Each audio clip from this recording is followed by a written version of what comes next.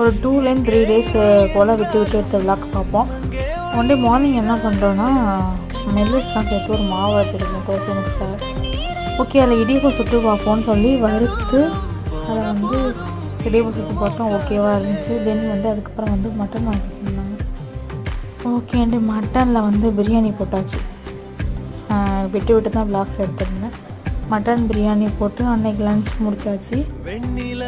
Next day வந்து பராசாப்புன்னு சொல்லுவோம்ல, மஞ்சாப்பு, அது ஊற்றுனோம் டின்னரில். ஆப்ப மாவில் வந்து தேங்காய், பெருஞ்சீரகம், முட்டை, மஞ்சத்தூள், வெங்காயம் இதெல்லாம் போட்டு அரைச்சி மிக்சர் மாதிரி ஊற்றணும்.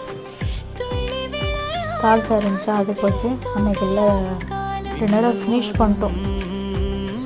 வீடியோலாம் விட்டு எடுக்கிறதுனால கொஞ்சம் அட்ஜஸ்ட் பண்ணி போடுறேன். லைக் பண்ணுங்கள், ஷேர் பண்ணுங்கள், மறக்காமல் சப்ஸ்கிரைப் பண்ணுங்கள். பாய், டேக் கேர்.